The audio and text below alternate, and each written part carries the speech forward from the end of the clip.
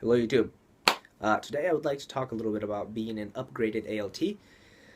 There are two kinds of upgraded ALTs. They're the kind that they get upgraded shortly after they get put on the alternate list and then they get to go together with everybody else. And there's a kind that get upgraded way later after everybody has already gone to Japan.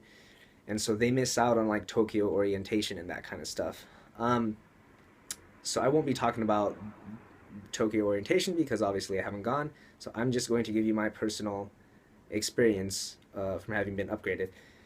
So this is how it went. I got the call in like December 11th, I think it was, on December 11th of 2013, obviously. And I got like a day to decide. And the thing for me was that at that point I had given up. It's hard to put your life on hold. Being an alternate is tough. Like how long do you wait? What do you do? I'd given up. I'd moved out. I'd gotten a new place. I had a new job. Like I was in a routine. I was happy. I would have rather been in Japan, but I was happy. I was totally happy. And when I got the call, it was kind of a big decision. I was stoked, but it was just shocked. So I had to make the choice in a day. You don't know where you're going to be placed. You don't know what the circumstances are for you having been upgraded. It could be anything. But I was just happy to get a chance to move to Japan. And as long as I knew that I would be placed inside of Japan, I was okay with that. So that is what I did. And so I called them back and said, yeah, let's do it. And so the first step is doing the paperwork. And it's arduous. It's not difficult. It's just a lot of steps, medical stuff. And then you got to get a work visa, which the program will do for you. You send them your passport. It's not that big a deal. In my case, though, I was supposed to leave the United States from San Francisco on January 11th or something like that, 2014. Even though it was 2014, by the way, I'm still technically a 2013 ALT. Um, so my contract will end in August, which it got weird. Anyway, it's just details. It's not that big of a deal. But for me, the thing was that like a week before I was supposed to leave, I got very, very sick, like more than I've had ever been in my life, and I was in really bad shape, and so much so that I needed surgery.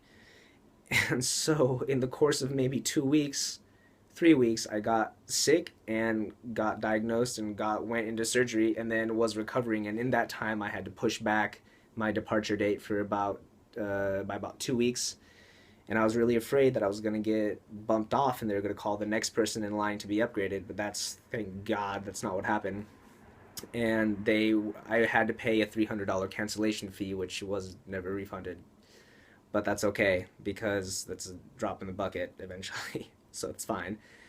Um, and I was able to recover and then get on a plane and freaking come to Japan and live here, which is great. Um, I was also asked by one of my viewers, which it's so cool to have viewers, makes me all giddy, and how much money you should really bring. And so there's a few things. I brought $2,000 worth of yen, which I exchanged in America. I don't know whether you should exchange money in America or when you get to the airport in Japan. I got mixed answers on that. I just did it in America. And then, but the other thing that I did was I applied for and got a credit card in America from my bank, which is Chase, which had a $6,000 limit and no international transaction fee. And that was really a good decision because although there's a lot of places that will not take credit cards in Japan, like I can buy groceries with that, and that is really nice. So I arrived with $2,000, put them in a bank, and put those $2,000 in the bank. And for the first month and a half ish, because I arrived at a strange time, so I wasn't paid the first month. I was paid for a month and a half on my second month.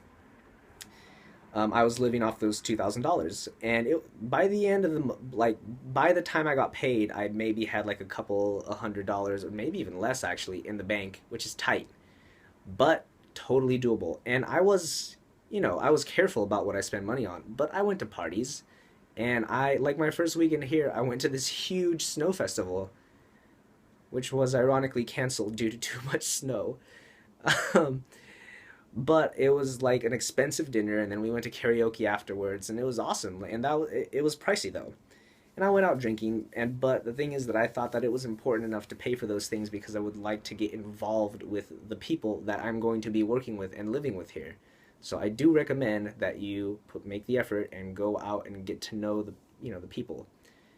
And I was glad I did because the people that are around here are awesome as hell. Um, so I don't know if whether you should exchange money there or here, but I would recommend you invest in a credit card or maybe a debit card that does not have an international transaction fee so that you only have to deal with the exchange rate, which to be honest is not that bad. It's really not.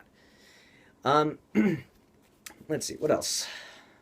I guess one other small detail is that I assumed that when I arrived at the airport in Japan, um, the person that was going to meet me there, which you'll have somebody meet you most likely, I would imagine, I assumed that they would have like a little sign with my name on it. That wasn't the case. They had a sign with the words JET program on it, which I missed the first time, so I was lost for maybe half an hour or something like that. Not a huge deal. Took me to the hotel first night. I slept there, really nice hotel, and then the next day took the Shinkansen, which is like was on my bucket list and is awesome, to where I was going to be living, which is Murakami-shi, Niigata-ken. And very, very snowy at the time, very cold. So, but the one other thing I guess that I would like to mention is that there's the baggage transportation services, which called Kuroneko, Black Cat. So they will take your bags, your check-in luggage from the airport, and you'll pay them, and then they will transport all of your luggage to your apartment or house, or whatever it may be. But I brought the pair of clothes, like the clothes that I traveled with, and then a set of clothes for the next day. And when I got to my town, the first thing we did was basically go to school, which is fine.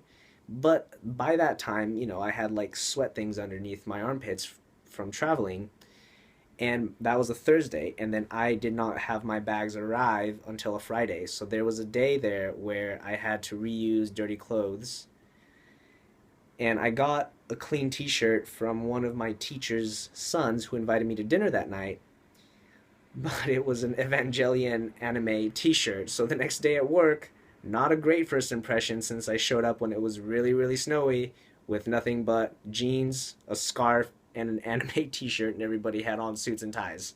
So I recommend you plan ahead for that. Don't do that. That was not the best first impression in the world.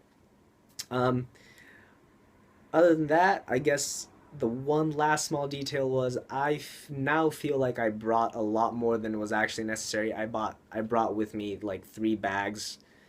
You don't need that much. Like you can get a lot of stuff here. Um, Although, to be honest, I'm glad I did anyway.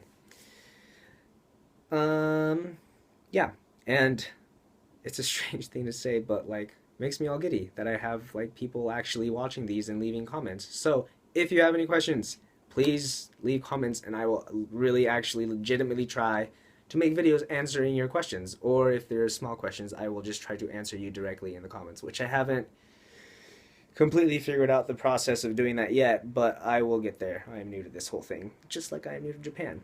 Can't recommend the program enough, though, honestly. It's just awesome. Anyway, sayonara.